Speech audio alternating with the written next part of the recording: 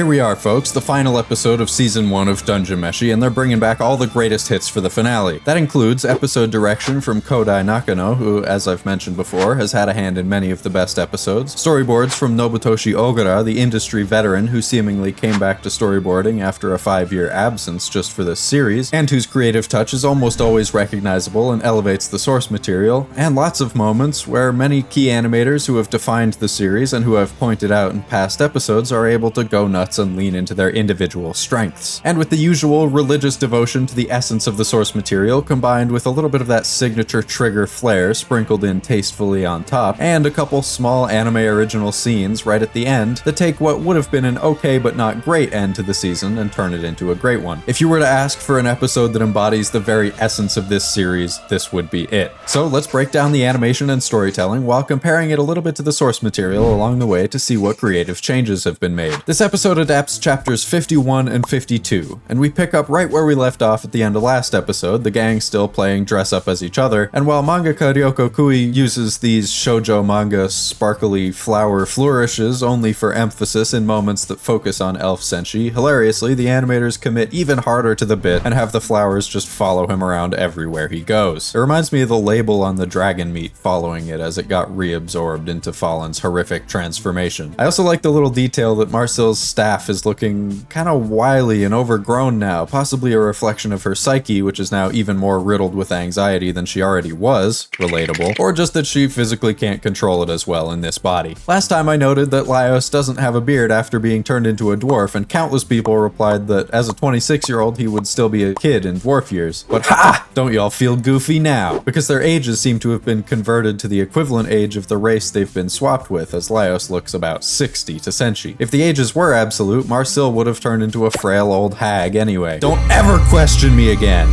Nah, just kidding. Some other people pointed out that it's a thematic thing because it's shown in this extra comic that Laios keeps his hair and face tidy so as not to look like his father towards whom he holds some animosity. But to that I say, thematically yes, but literally no. Chochuk grew facial hair in his sleep when he turned into a tall man. Surely dwarves' facial hair grows faster than tall men. What, did Laios shave in his sleep? Don't ever question me again!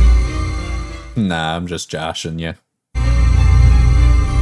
Okay, moving on from the pointless quibbling and pedantry portion of the video, Nobutoshi Ogura's point of view and reflection shots have brought a ton of comedy and character to the episodes that he's done storyboards for, and this added shot, as Laios describes his plan for returning Fallen to the surface, is the first taste of his influence on this one. Laios sticks his finger uncomfortably close to Marcel's face while getting super into describing his plan, and Ogura gives us a glimpse through her eyes to emphasize it, and the progressive blur on his hand that gets more extreme as his finger protrudes toward the camera really sells it. I wasn't sure what this meant, so I looked it up, and apparently it's a reference to this creature from ancient Mesopotamian mythology. But things really pop off when the Gargoyles show up again, and while some of the occasional, particularly unmistakably studio trigger-pilled sequences can feel a little jarring next to the more realistic elements of the show, Half-Foot Marcel getting booted around like a beach ball is the perfect place to slot in some full-strength cartoonsmanship. There's some incredible straight-up Looney Tunes level smear frames and doubling going on in these two cuts. Here are a few of my favorites for your viewing pleasure. And in the classic American cartoon style, where they would generally animate on higher frame rates, these effects' main purpose was to give the impression of motion blur like you would see from a camera. In this context, it obviously does that too, but with the Japanese industry standard of fewer frames, this cut's animated on 2s and this one's on 3s, the copious doubling also serves to give the impression of more frames than there actually are. With fast motion like this animated on 3s, there are pretty major jumps between frames, but by adding these doubles and after images into the relatively few frames that there are, the animators help your brain to perceive it not as discrete images but as constant motion. In a few instances like these eyeballs here, they even enhance the feeling of speed by exaggerating the centrifugal force that would be exerted on Marcel's body by the rapid rotation. Because these eyeball smears don't actually match the trajectory of her head and actual eyeballs, they swing outward and around as if attached to her face by a short string, and the absurd sound effects complement the animation perfectly. Nobutoshi Ogura is back at it again with the point of view shots and crazy fisheye lens effect that he seems to love so much. And this cut of the gargoyle hurling Kensuke at her is actually animated on 4s, which normally would just simply not be enough frames. I mean, it looks like a slideshow, but it actually fits really well in this circumstance. The jagged feeling to the motion is fitting for a beast literally made of stone. In fact, I kind of wish all the gargoyle cuts were done like this, not just this one. And luckily, this cut goes back to a higher frame rate and makes great use of its fully animated background to allow the camera to perfectly follow the motion of the sword. Another classic move that they've used time and time again since episode 1, brought back one final time, is the use of stark, high contrast underlighting on a monochromatic subject to define its form and bring a three-dimensional feeling to the relatively simple line art. This may be one of the most consistent elements that's given this dungeon its uniquely foreboding visual aura. The insane smears and doubling are back with this cut, where good motion design in the way she hangs in the air before bouncing and hurtling toward the camera mean that the key animator is able to give the impression of rapid rotation by just redrawing what is essentially just a few slight variations of the same frame. And Atsushi Yoneda is back with his clean line work and realistic style that I've mentioned in the past for shots like this one, which complements this uncomfortable close-up of this stylish fellow. I like this little finger wiggle after Laios grabs Marcel's hand, subtly implying that he gripped it too tightly with his new dwarf strength. Oh, and Ichigo Kanno is back with basically this entire climactic sequence, doing every cut from this one through to this one, as you can tell by his insanely detailed wrinkles, folds, and shadows. This shot takes this panel from the manga and makes it not only more visually pleasing, but also more dramatic with its better sense of depth and symmetrical framing that puts more focus on Marcel in the center of the frame and her dumbfounded expression that contrasts against the determination in everyone else's faces. And maybe it's Kanno's talent and influence on the style of the show that means he's allowed to get away with such loose, sloppy scribbles to indicate the shadows here. I especially like the way he renders Dog Izutsumi in this cut, where her dog-like bounding steps cause her head to rotate forward and backward, and her snout trails behind just slightly by one frame and covers up her mouth with each upward swing as if it's made of jelly. And it's no surprise he's done some great dog person animation before. Also, the detail in her and Elf Senshi's hands is just insane. Takuya Saito's snappy timing and stylized effects work transitions seamlessly out of the action scene, and if Senshi was still wearing his normal outfit, I think we all know what would be going on here. He's much more dignified as an elf, though. This action scene isn't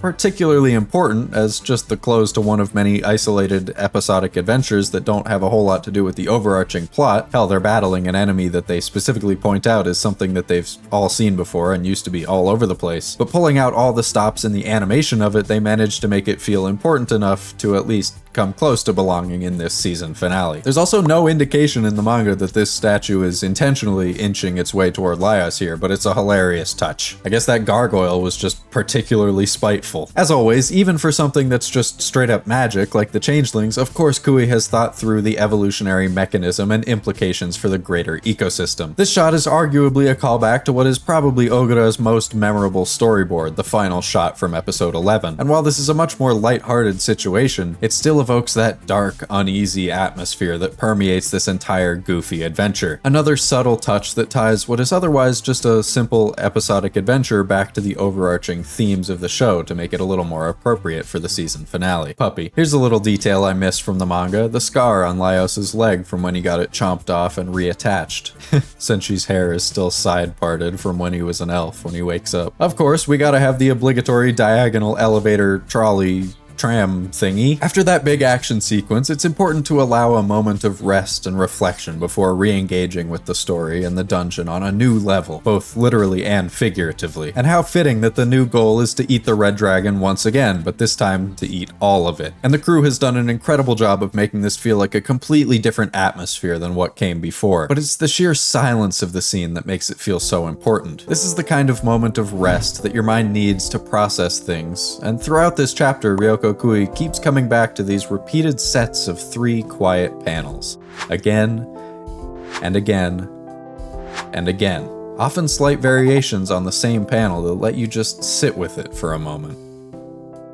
One of the most common criticisms I've seen from manga readers, and one that I've made a couple times too, is that the pacing can feel rushed, and I think part of that comes from the inherent differences in medium. With a book, the story moves as fast or as slow as your brain chooses at any given time, and that won't always perfectly line up with the pace that's imposed on you with moving pictures. Things will just keep happening whether you're ready for it or not. And with that in mind, I'm really glad that they didn't skimp on the silence in this scene. But another of my favorite elements of this scene is actually the colors, where most of the show has consisted of variations on basic stone walls and floors with Marcel's magic as the main light source. This tram marks the entrance to a different era, which is reflected in the physical space and ancient dwarven technology. Laios has likely never seen anything like the view out of this window, all these lights passing by in the distance, and the addition of color to the scene makes even simple things like the benches they're sitting on stand out. The deep saturated green of the fabric is very different from anything we've seen in the dungeon so far. It looks almost modern, and the lighting within the trolley is a different hue than usual too. The place is lit by what seem like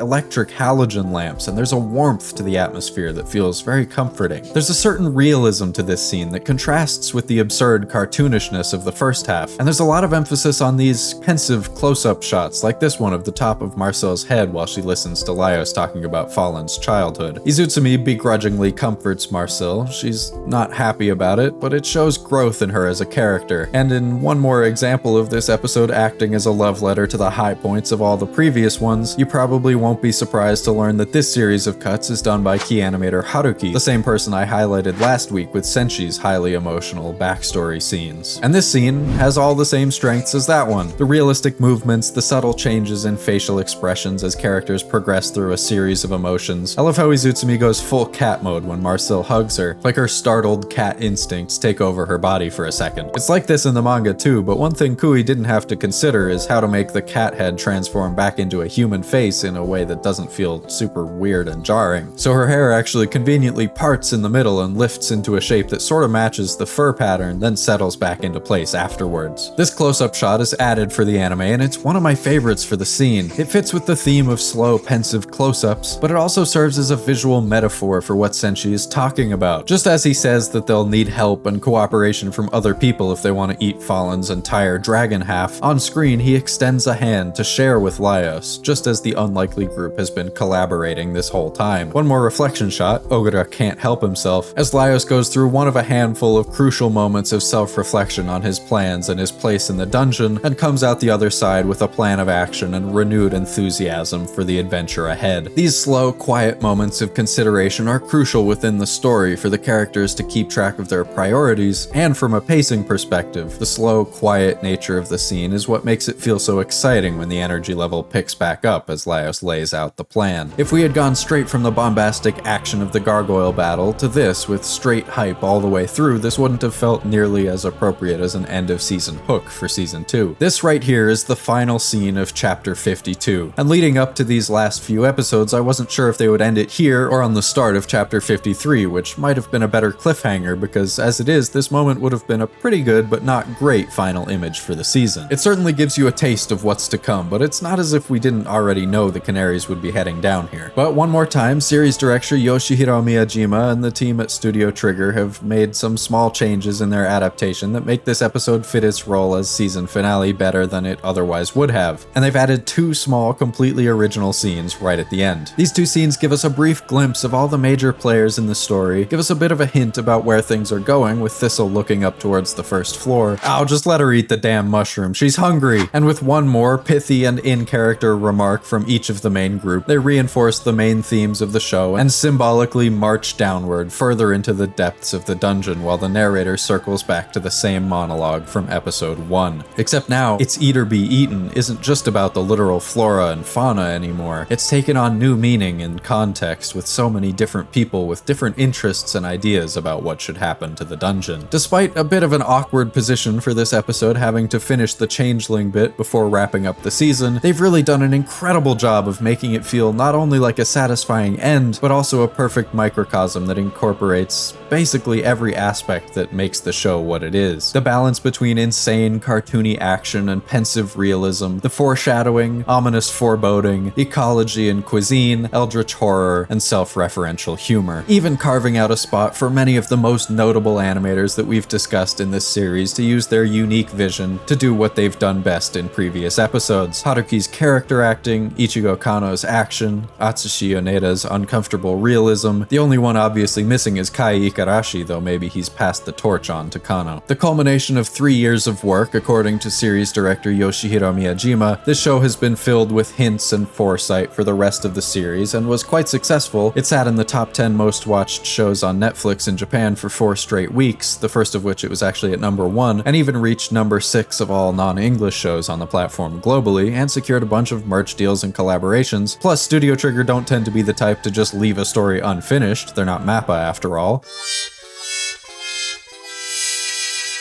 So it's no surprise that with the final episode comes confirmation of a second season. It even covered almost exactly half of the manga with a little extra wiggle room, which should allow season 2 to not have to rely on jamming 3 whole chapters into one episode like this one did a handful of times. And when that comes, I'll see you right back here to talk about it. Thank you so much to everyone who stuck with me through this whole season. I really never expected such a great response from you guys, and it's been so fun to discuss all this stuff with y'all and learn together. I'm not sure if I'll end up doing the full weekly series again, we'll have to see how I feel, but I'll certainly at least be yapping a good bit about it when it comes out. In the meantime, I've got some other videos on other topics in the works that I hope you'll enjoy, and to be honest, I'll probably even find myself talking about Dungeon Meshi a bit more, even in the interim. I just can't help myself. This show has hollowed out a space in my brain and built a little Minecraft house in there. So I'll be back in a jiffy, probably after a little break, because I burned myself out a little bit on this series, with some more little videos for you to slurp down your nasty gullet. Thanks to all my supporters on Patreon, who will finally actually get to access my videos a few days earlier than the common folk now that this series is finished. Leia Pico, Scrubbin, Katie L, Siege Weasel, Retro Hime, Serial Isle, Nutaf, Patrick Davison, Arborix, Lisette MT, Jun, Dr. Yola McSwag, Grav G, Squid Goo, Achu, Austin and Shoji, Julian Francisco, Joe, Daku, Alex Cervantes, and Jen Stalins, as well as all the other names you're seeing on the screen right now. And as always, thank you so much for watching.